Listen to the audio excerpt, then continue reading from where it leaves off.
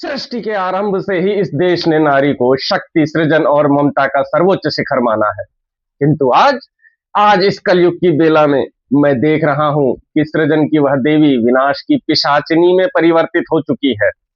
हे समाज के नेत्रहीनों, तनिक आंखें खोलो और देखो उस शमशान को जहां आज चिता पर कोई मृत देह नहीं, अपितु पतिव्रत्य, धर्म और विश्वास जल रहा है।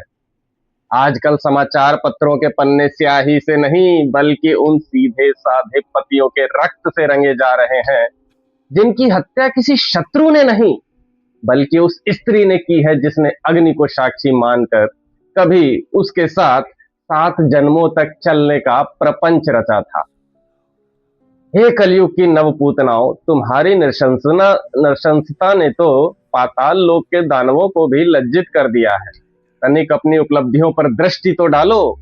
कहीं कोई विश्वासघातिनी अपने प्रेमी के संग मिलकर अपने ही रक्षक पति को गाड़ी से कुचलवा कर उसे दुर्घटना का नाम दे दे रही, तो कहीं भोजन की थाली में जिसमें कभी अन्नपूर्णा का वास होता था वहां साइनाइड और विष परोसा जा रहा है।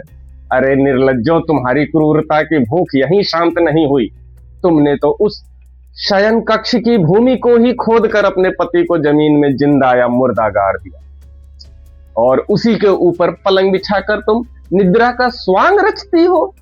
और जब इससे भी तुम्हारा पापी मन नहीं भरा तो तुमने उस देह के जिसके साथ तुमने कभी जीवन के स्वप्न देखे थे टुकड़े टुकड़े कर दिए। उन अंगों को सूटकेस में भरकर नालों, नदी और जंगलों में फेंक दिया। क्या यही तुम्हारी आधुनिक नारी शक्ति है? क्या इसी रक्तपात को तुम स्वतंत्रता कहती हो? और फिर आता है वह कुख्यात नीला ड्रम। सुनो, वह नीला ड्रम अब केवल एक बर्तन या पात्र नहीं है, वह तुम्हारे भीतर के सड़े हुए चरित्र का साक्षात प्रतीक है। तुमने उस स्नान घर को जहां मनुष्य अपने शरीर की मलिनता धोता है, वहां तुमने अपनी आत्मा को चिरकाल के लिए मलिन कर लिया। अपने उस सीधे साधे भोले भाले पति को जो तुम्हारे लिए संसार से लड़ता था, उसे मारकर तुमने उसी नीले ड्रम में तेजाब और नमक के साथ जला दिया। और फिर तुम उसी घर में बैठकर अपना साज श्रृंगार करती रही। तुम्हें जरा भी लज्जा नहीं आई साज श्रृंगार करते हुए? तुम्हारे हाथों की वह लाल रंग की मेहंदी नहीं, तुम्हारे पति का वह सूखा हुआ रक्त है जो जन्म जन्मांतर तक तुम्हें तुम्हारे पापों का स्मरण कराएगा। महाभारत में जब पूतना आई थी तो उसने केवल एक बार विषपान कराया था, किंतु तुम तो प्रतिदिन प्रतिक्षण विश्वासघात का हलाहल पिला रही हो अपने पतियों को।